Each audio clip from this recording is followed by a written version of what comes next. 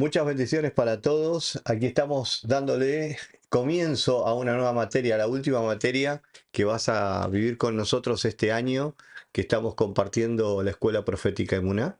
Y la verdad que estamos felices por todo lo que hemos transcurrido y hemos vivido juntos durante estos meses. Un desafío importante estar a través de un espacio virtual y bueno, viéndote desarrollar cada idea, cada pensamiento con responsabilidad nos ha motivado a creer que el año que viene va a ser de mucha más bendición todavía para muchos más alumnos que van a ir ingresando a la escuela profética.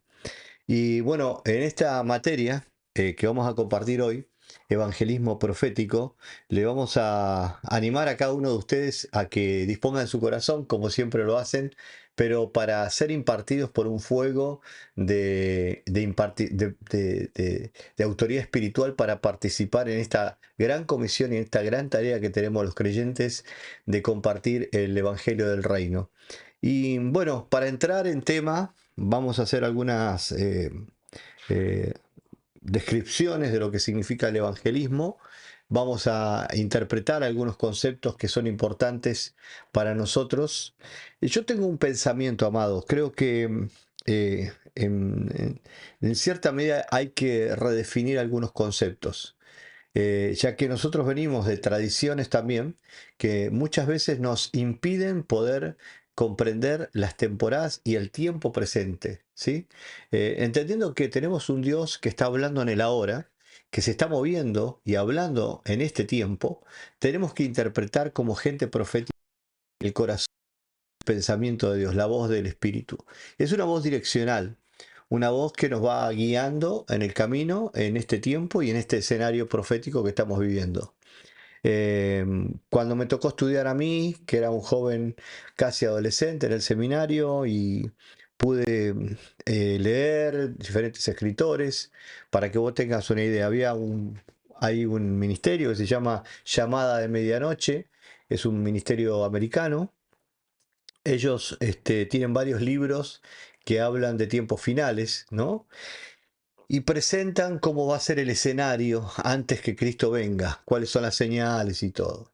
Bueno, cuando ustedes leen esos libros, y yo los leía en los años 80 y 90, la interpretación escatológica que ellos tenían era importantísima. De hecho, marcaba el pulso de muchos seminarios a nivel global. Pero hoy están obsoletas esas interpretaciones. En cierta medida hay ciertas cosas que han tenido que redefinirse.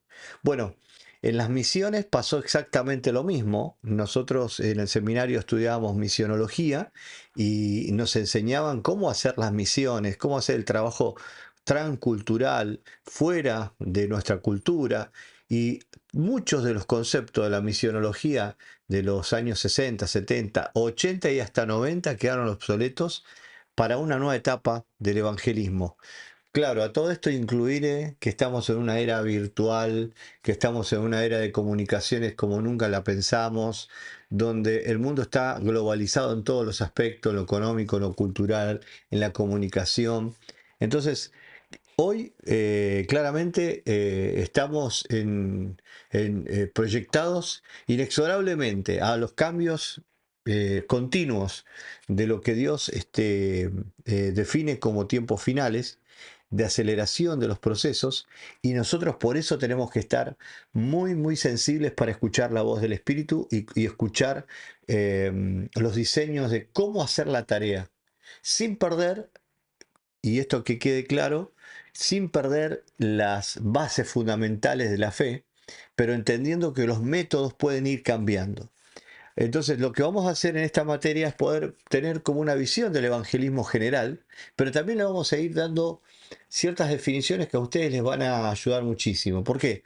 Porque creo que una de las cosas que Dios tiene que volver a levantar en este tiempo es una generación de evangelistas, evangelistas proféticos, gente dirigida por el Espíritu para anunciar el Evangelio del Reino. Y este entrenamiento que vamos a tener en esta oportunidad va a permitir eso, ¿sí? Va a levantar una generación de gente con autoridad para dar testimonio. Tenemos que ver entonces un diagnóstico, el diagnóstico que creo es el comienzo de esta materia. Vamos a diagnosticar una situación que tiene que ver con lo que hay que reformar, como les decía hace unos segundos atrás. Y el evangelismo moderno no es más que un esfuerzo humano, en muchos casos, para atraer los perdidos a Jesús. Este método siempre te frustrará porque no estás siguiendo el modelo bíblico dado por Dios durante todo el plan de salvación. Lo primero que hay que decir, y me gusta escuchar a un predicador decir, si tú traes a las personas con métodos carnales, después tendrás que sostenerlos con el tiempo con métodos carnales. Tráelos con la dirección del Espíritu y serán sostenidos por la vida del Espíritu. Y Mateo 23:15 dice así, mira, hay de vosotros escribas y fariseos, hipócritas. La palabra hipócrita es una palabra griega que significa actores o actrices que usan una máscara para actuar en un escenario y hacer un papel. Entonces Jesús los ataca no a la persona, está atacando ese diseño satánico de hipocresía que se movía en la religión y que aún se sigue moviendo. Dice, porque corréis, fíjense cómo lo define, el mar y la tierra para ser un prosélito. Y cuando llega a serlo, lo hacéis hijo de infierno 2 veces más que vosotros. Hoy lo que vamos a hacer es definir la palabra prosélito y la palabra evangelismo, la frase evangelismo de reino. Hay como una especie de antagonismo en estas dos. Y Jesús la deja claramente aquí, ¿no? Diciendo que a él no, en el reino de Dios, en el corazón del Padre, no hay coordinación espiritual con gente que genera proselitismo. El proselitismo es el trabajo que hace un hombre para convencer a alguien de su ideología y puede recorrer cielo y tierra, puede trabajar con todo su esfuerzo, su inteligencia, su capacidad, sus finanzas, sus recursos y poder encontrar muchos adeptos. A lo largo de la historia hemos visto muchas personas que con métodos humanos, con capacidad y carisma, lo han logrado. Yo tuve la oportunidad de estudiar ciencias políticas y una de las materias que se estudiaban era en formas de gobierno. Y hay una forma de gobierno que se llama carismático, gobierno carismático. Y el gobierno carismático tiene que ver con un hombre o una persona que tiene un carisma, una capacidad para convencer con su ideología. Ahora, claramente las personas están conectadas a través de un carisma, a través de una ideología, pero no fueron ganadas por el Espíritu para un nuevo nacimiento. Y Jesús dijo que estos hipócritas, estos que usan el carisma, usan los métodos, y no estoy en contra, a ver, estoy haciendo un trabajo virtual, ustedes se dan cuenta, no estoy en contra de la modernidad, pero si creemos que ganar almas tiene que ver con publicaciones, publicidad, métodos de marketing y etcétera, entonces estamos haciendo proselitismo. Tenemos que tener mucho cuidado porque en la modernidad también hay trampas para ir metiéndonos en un espacio de proselitismo. La religiosidad es proselitista también, porque intenta de alguna manera empujar culturalmente a una sociedad. Por eso es tan importante que hoy vayamos viendo y separando en este concepto la importancia del Evangelio del Reino con el proselitismo. Hace años atrás yo estuve predicando en República Dominicana y me encontré, bueno, con unos apóstoles que tenían unas escuelas, una escuela primaria y secundaria. Y yo le pregunté qué los había motivado a tener esto. Me dice, aquí en República Dominicana la gente se ha formado a través de iglesias católicas y tenemos una generación culturalmente católica y que no va a las iglesias evangélicas porque simplemente se siente culturalmente católico. Se formó de pequeño y tiene como un chip, ¿no? Pero no deja de ser un prosélito porque lo que te hace parte del cuerpo de Cristo no es que te convenzan o que seas parte de una cultura, sino un nuevo nacimiento. Esta es la diferencia entre el prosélito y el nacido de nuevo. Entonces, veamos el material. Cuando hablamos del evangelismo bíblico, estamos hablando de regresar a las raíces de la predicación del evangelio, a la misma Biblia, a la palabra de Dios. En la presente época, donde se cometen gravísimos errores en cuanto a la presentación de las buenas nuevas de salvación de Jesucristo, es urgente volver a la verdad bíblica enseñada por el Señor Jesús. En las últimas décadas el humanismo se ha incorporado al evangelismo. Y esto creo que ustedes lo están viendo en las redes sociales continuamente, abren su celular cada mañana y lo pueden notar. Hoy el evangelismo de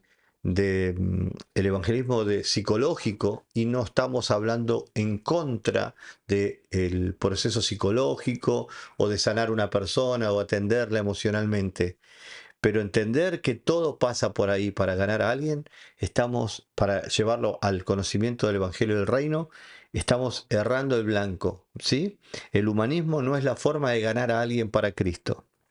El evangelismo moderno haciendo que el mensaje se deteriore a buscar la felicidad del hombre.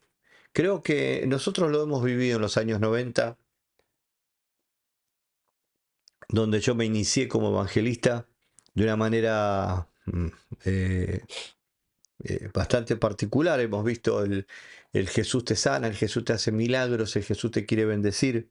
El evangelio de la lámpara, ¿no? El venir a encontrar un milagro inmediato.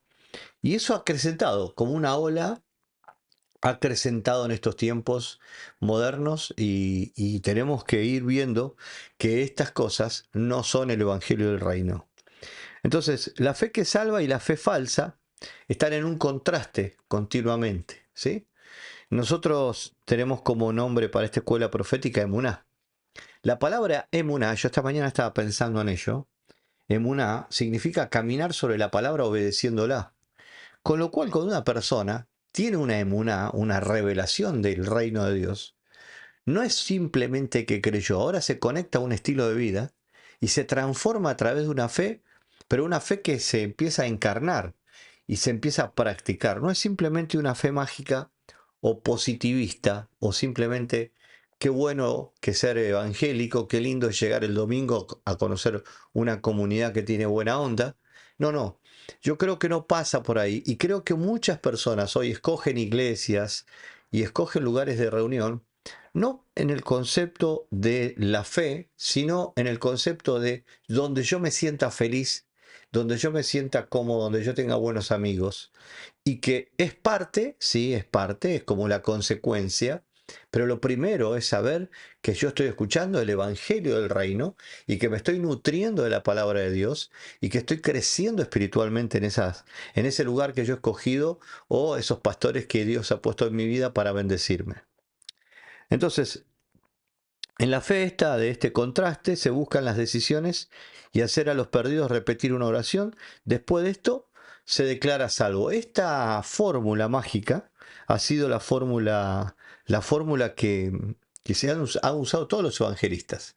Venga acá adelante, repita conmigo esta oración y a partir de ahí decimos, bueno, ya son salvos. Claro, bajo el concepto de el que confesare, ¿sí? Al que creyere de todo corazón y confesare será salvo. Primero que no lo sabemos si creyeron de todo corazón.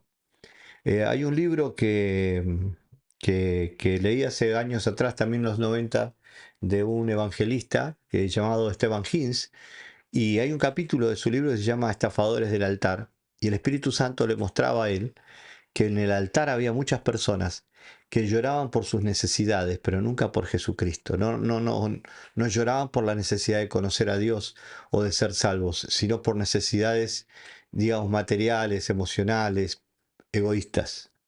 Entonces, eso no es el Evangelio del Reino.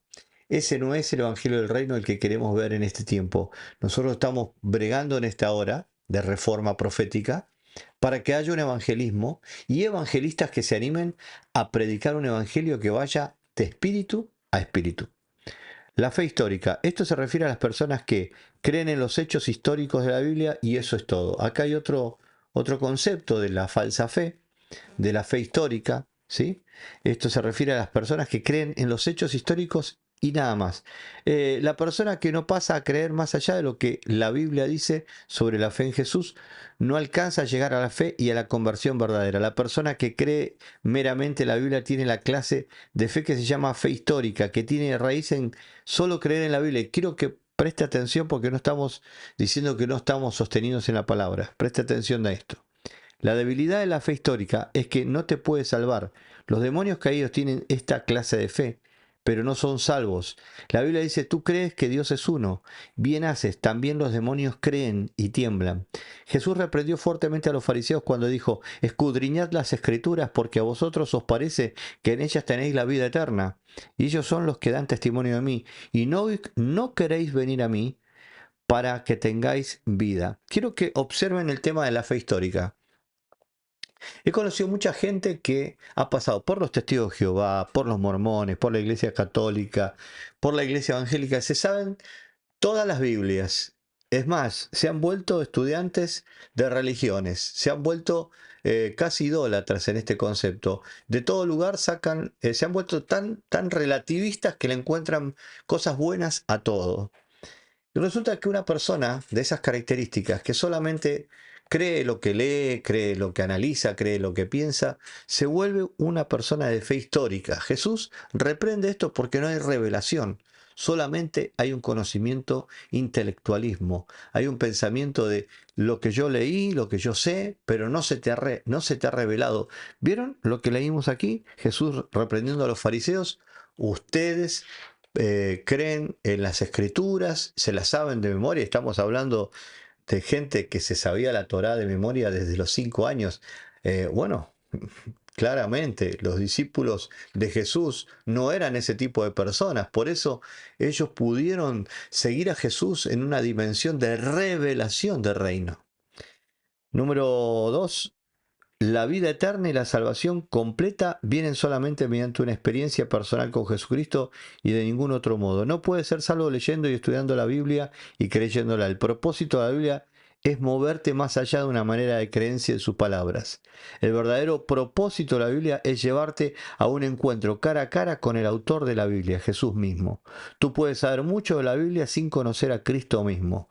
Este era el error de los fariseos y es el mismo error que muchos miles de evangélicos cometen hoy. La fe histórica, la fe en la Biblia, logos, solo jamás salvó a nadie. Cristo mismo es el Salvador, no las palabras de la Escritura. El apóstol Pablo lo hizo muy claro cuando dijo, las Sagradas Escrituras, las cuales te pueden hacer sabio para la salvación por la fe que es en Cristo Jesús, segunda de Timoteo 3:15. Es interesante cómo seguimos viendo que un evangelista verdadero de esta temporada no es suficiente enviar evangelistas que estén formados o que simplemente se sepan un speech evangélico para hablar con la gente.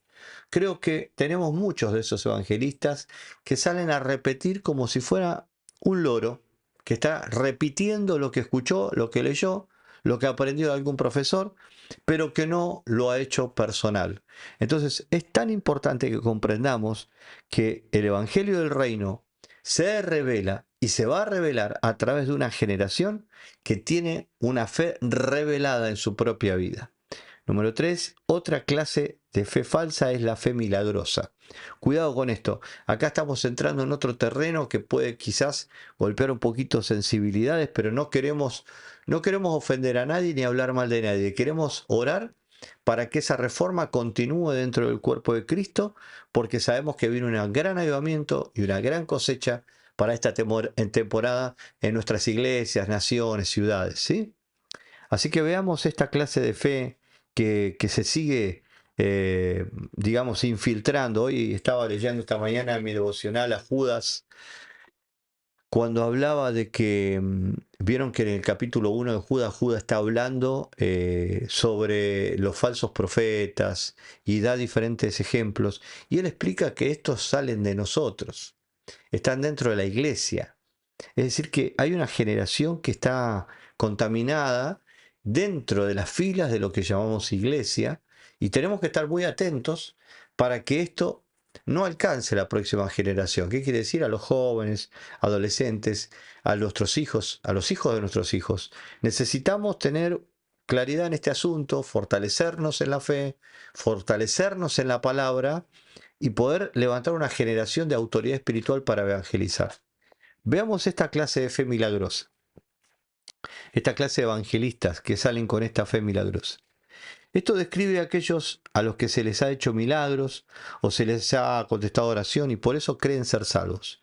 Jesús advirtió que contra esta fe falsa en Mateo 7, del 21 al 23, cuando él dijo, no todo el que me dice Señor, Señor entrará en el reino de los cielos, sino el que hace la voluntad de mi Padre que está en los cielos. Muchos me dirán en aquel día, Señor, Señor, no profetizamos en tu nombre y en tu nombre echamos fuera demonios y en tu nombre hicimos milagros, y entonces les declararé, nunca os conocí, apartados de mí, hacedores de maldad. Ahora vamos a seguir leyendo algunos textos más, pero yo siempre cuento anécdotas personales. Una vez estaba haciendo una campaña evangelística hace unos años atrás y bueno, muchas personas se reconciliaron. Fueron 4 días en la ciudad de Libertad, Merlo, y vinieron muchas personas a reconciliarse con Dios. Una noche de esas, una dama se acerca a mí, me saluda y me dijo, Pastor, gracias por sus palabras. Hoy me reconcilié con Dios. Yo me quedé tan contento cuando escuchaba que ella me decía estas palabras. Y yo le decía, hermana, cuánto me alegro que usted hoy se haya reconciliado a través de mi mensaje. Yo le animo a que usted siga con el Señor Jesucristo. Le di palabras de aliento. Pero el Espíritu Santo me llevó a hacer una pregunta. Le digo, ¿usted conocía al Señor? Y me dice, sí, yo lo conocí al Señor hace 30 años atrás. ¡Wow! Le digo, ¿y qué la llevó a apartarse del Señor? Le dije yo en la conversación. Y ella me dice, no, problemas personales ¿Y qué hizo el Señor por usted cuando usted se conoció al Señor? Yo lo conocí en una campaña. El Señor emplomó 4 muelas en mi boca. Me hizo un milagro en mi boca y yo hasta tengo las formas de unas palomas y un metal que no sé qué es, lo tengo en mi boca. Le digo, eso es así, usted podrá mostrármelo. Me dice, sí, y abrió su boca y efectivamente el milagro en sus muelas estaba allí, como un testigo silencioso de lo que había sucedido hacía 30 años atrás. El milagro estaba en su cuerpo, pero ella no había conocido a Jesucristo. No había conocido la devoción y el amor por Dios. No había conocido saber qué es comportarse como una hija, vivir para Dios. Entonces, no es suficiente el milagro, amados. Puedes tener el milagro más grande, pero estar perdido. Y entonces le dice, Judas Iscariote siguió a Jesucristo por 3 años y estuvo involucrado en hacer obras milagrosas, pero pereció en el infierno. Los magos de Faraón imitaron los milagros de Moisés por un tiempo, pero no eran creyentes. Jesús advirtió en contra de esta clase de fe falsa en Mateo 7:21. El apóstol Pablo comparó su pueblo a los magos en la corte del Faraón en el tiempo de Moisés. Y de la manera que Janes y Jambres resistieron a Moisés, así también estos resisten a la verdad, hombres corruptos de entendimiento, réprobos en cuanto a la fe, según de Timoteo 3:8. La historia de Éxodo, de Janes y Jambres, revela que Satanás tiene poder sobrenatural también, maneja el poder sobrenatural y es imitador. Bueno, está claro que lo que estamos tratando de mostrarte con estas resoluciones es que los milagros no son el pulso que nos dice que somos salvos. Los milagros son una expresión de la gracia y del amor de Dios. Sanar, abrir los ojos de los ciegos, liberar. Pero que el Espíritu de Dios esté en un lugar trae libertad. Libertad. Fue ayer mismo, que estaba con una persona conversando y me dice, mire, yo estoy yendo a una congregación, hay muchos problemas, y empezó a contarme una serie de pecados y situaciones bastante graves en ese grupo de personas. Me dice, pero bueno, el Señor se mueve igual. Ok, yo le voy a hacer una pregunta, amado hermano, le dije. Sí, dígame, pastor, me dice. Dice la Escritura que donde está el Espíritu de Dios, ¿qué pasa? Me dice, hay libertad. Bueno, si las personas están encadenadas a pecados, a fracasos, a chismes, a inmoralidad, entonces el Espíritu de Dios no se está moviendo en ese lugar. Entonces, volvemos a un punto de que Dios está llamando y no estamos acusando a nadie porque yo soy el primero que me pongo adelante diciendo, Señor, restáurame. Señor, haz de mí la persona que tú puedas usar, un vocero tuyo. Yo sé que eso es una tarea del Espíritu Santo, no es una tarea de un hombre. Pero cada vez que yo leo la Escritura, veo que cada vez que Dios escoge un vaso, lo hace en su misericordia, pero son personas que se han consagrado y se han alineado al corazón de Dios. ¿Quieres ser un evangelista, ser una voz profética en este tiempo? Bueno, preste atención a estos requisitos espirituales. Analiza con nosotros estas definiciones. No estamos haciendo proselitismo, recuerda. No estamos llenando una iglesia. No queremos hacer famoso a un pastor. No estamos intentando que nuestra religión sea más importante que la otra. No. Estamos intentando, con la ayuda del Espíritu, ser guiados por Dios. Y ahora lo vamos a ver más adelante. Ser guiados para ser la voz profética de Dios en este tiempo y que esa generación de reino, pueda dar a luz hijos del reino también. ¿Sí? Recuerda que hay un concepto en la Biblia que cada cosa genera según su género. La Biblia dice que Dios bendijo a los árboles, bendijo las plantas, y dijo, cada una se reproducirá según su género. O sea que lo que tú eres lo que vas a reproducir. Si eres el religioso, vas a reproducir religiosos. Pero si eres una persona del reino, tus relaciones, tus escenarios, lo que alcances será del reino. Y esto es lo que queremos impartir en esta noche profética. Las estadísticas nos muestran que el 80 al 90% de las personas que repiten una oración de confesión generalmente se alejan. Yo tengo familiares que han ido conmigo a la iglesia cuando me convertí al Señor, primas, amigos. Hoy están lejos, completamente. Y iban conmigo en el mismo colectivo, se sentaban conmigo en las mismas bancas, cantaban las mismas canciones. Pero lo que pasó en mi corazón no pasó en el corazón de ellos. Entonces, amados, tenemos que prestar mucha atención. El Evangelio del Reino no es simplemente proselitismo. Recuerden esto, no estamos convenciendo gente para que venga y se sienta en un banco.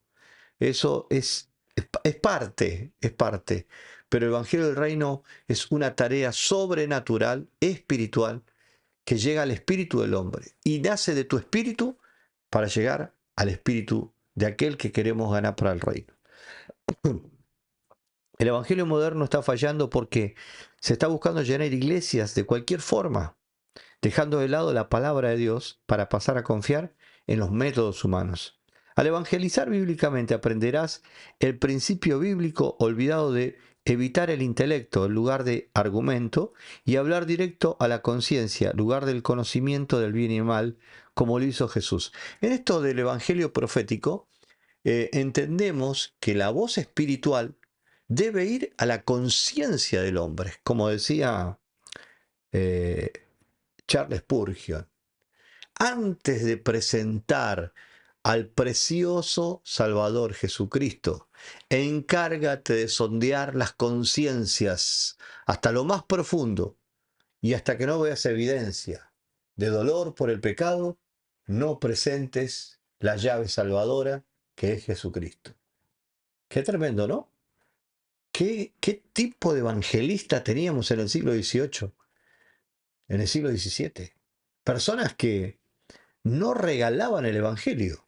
Y yo no estoy diciendo que nos volvamos conservadores o que cambiemos la forma de vestirnos. Estoy hablando de los fundamentos, estoy hablando de las esencias.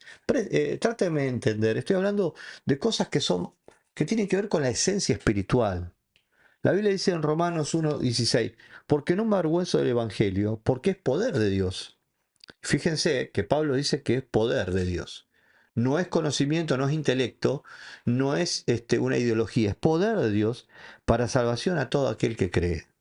Es por esto que debemos predicar el Evangelio tal como es para no seguir viendo un evangelismo moderno que busca el poder de los métodos del hombre en lugar de Dios. Bueno, ahí te estás dando cuenta que estamos entonces en esta encrucijada de poder empezar a recuperar a esa generación, ¿no?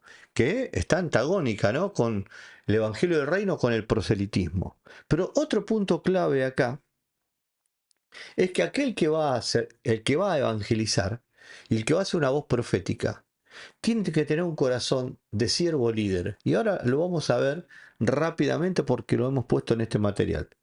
Para esto necesitamos detectar las características de un verdadero y falso evangelista. Y entonces nosotros lo hemos diseñado como siervo líder a este concepto, que yo lo vengo trabajando hace unos años atrás, Hace 10 años más o menos vengo trabajando este pensamiento de siervo líder. Eh, Debe haber otros autores que han escrito o han hablado de este tema, pero personalmente yo he desarrollado este tema, lo he llevado a muchos lugares y donde lo he llevado me he encontrado que muy pocas personas lo habían observado de esta manera, ¿no? El siervo líder obedece y no cuestiona, se autogestiona y cuestiona, perdón, acá tenemos un poquito, ahora les voy a explicar un poquito de qué se trata, porque tengo el material que organizarlo para poder explicárselos mejor. Miren, hay una diferencia entre el siervo y el líder, ¿sí? El siervo es, en la palabra de Dios, aquel que sirve la mesa y está trabajando para bendecir a sus hermanos. Pero la palabra líder, y lo primero que quiero decir es que la palabra líder no está en la Biblia, pero tampoco está la palabra Trinidad, tampoco está la palabra dispensacionalismo. Sin embargo, son verdades espirituales. David era un líder, Gedeón fueron líderes, personas que lideraron grupos grandes a las conquistas. Jesús mostró un liderazgo, pero desde un concepto sano, el líder no es quien está empujando, sino a quien uno imita, a quien uno sigue, porque tiene un propósito y porque transmite un propósito. Entonces, hay ciertas diferencias eh, que tiene el siervo y que tiene el líder y que quizás se están como, pareciera como que se contraponen, pero la intención es poder ver que pueden fusionarse. Esta es la idea, ¿sí? Entonces, ustedes van a ver que un siervo obedece y no cuestiona, porque es siervo, dice, y si vos te pones a pensar, un siervo de Dios obedece y no cuestiona. El líder se autogestiona y cuestiona a su jefe, ¿sí? Y esta es una primer característica que se está en contraposición. Veamos la otra. No compite, el siervo no compite, sin embargo el líder compite, busca logros y es tecnócrata, o sea, busca resultados. Si los resultados no son positivos, abandona la tarea. Entonces, ahí hay otro punto que puede decirnos que se contrapone el siervo del líder. Eh, el siervo hace sin esperar recompensa, ¿sí? ¿Por qué siervo? No está esperando la recompensa de su señor. Simplemente hace porque tiene un espíritu de obediencia. Sin embargo, el líder solamente hace si tiene motivación de recompensa. El siervo lava los pies, sirve la mesa. El líder busca que lo sirvan en base a su equipo. El siervo multiplica los intereses de su señor y el líder multiplica su propio proyecto. Vieron que todo se contrapone aquí, ¿no? Pero, ¿qué sería un líder siervo? Porque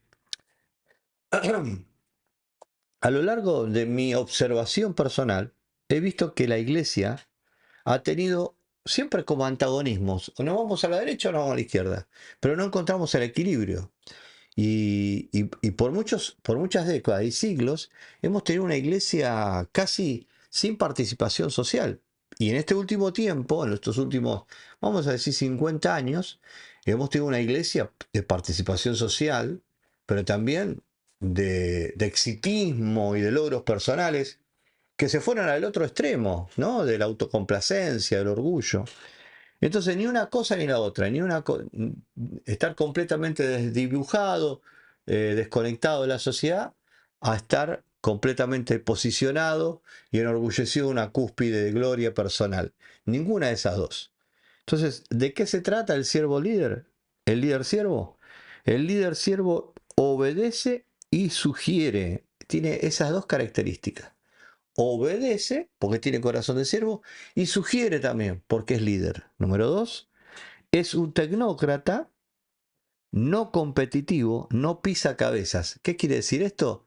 Busca los resultados, ¿sí? Pero no pisa la cabeza de nadie. porque tiene un espíritu de siervo con sus hermanos, pero no deja de buscar buenos resultados. No espera recompensas, pero las recibe con humildad. Si la recompensa viene, no dice, no, no, yo soy un siervo, no quiero recompensas. Sabe que eso le va a permitir continuar avanzando. Lava los pies, pero lleva a otros también al servicio. Es decir, no solamente lava, sino que le enseña a los demás a servir y a que sirvan en el proyecto que se está liderando.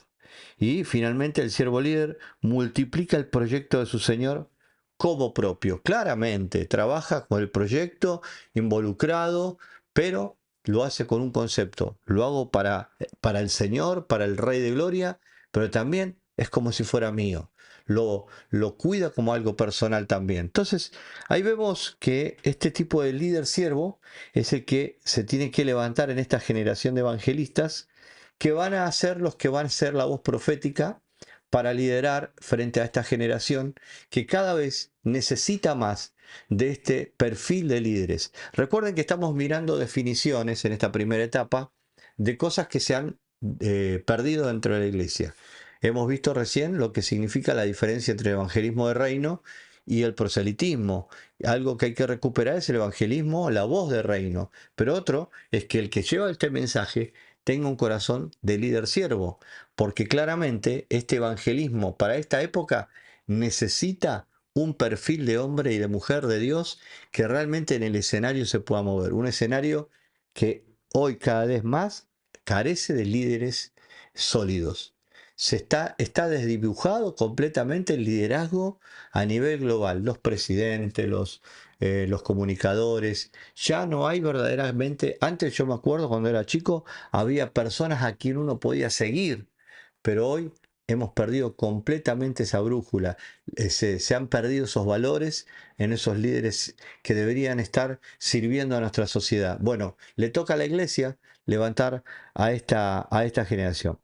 Bueno, entonces lo que nosotros entendemos es que lo que se tiene que levantar es una generación de evangelistas espirituales, de hombres espirituales, como dice el Salmo 42:7, dice, un abismo llama al otro.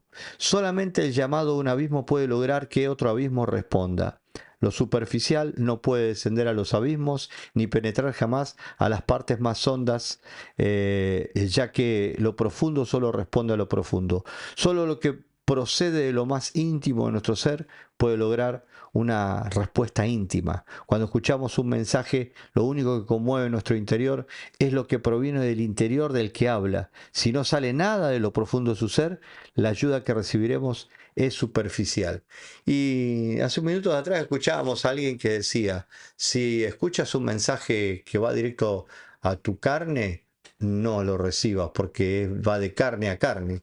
Si vas a escuchar un mensaje de corazón a corazón, bueno, tampoco lo recibas, porque es un mensaje de alma a alma, de emoción a emoción. Pero lo que se propone en la palabra de Dios es que nosotros como somos espirituales y los hombres están muertos en sus delitos y pecados espiritualmente, necesitan un mensaje espiritual. ¿De dónde proviene eso? De hombres y mujeres espirituales, que realmente han nacido de nuevo y que tienen una vida espiritual funcional y coherente. Es decir, que lo que están predicando lo están viviendo.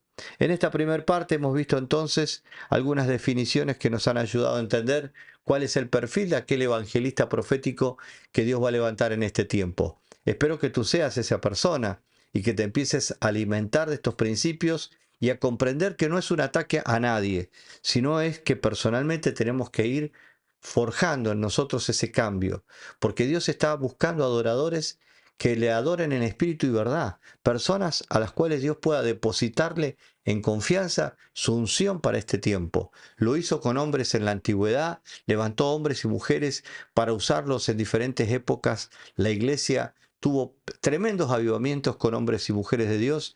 Ahora convencidos estamos de que Dios levantará al cuerpo en un espíritu de reforma. El cuerpo de Cristo se levantará como un gran ejército para una gran cosecha. Te espero en la próxima clase. Dios te bendiga mucho.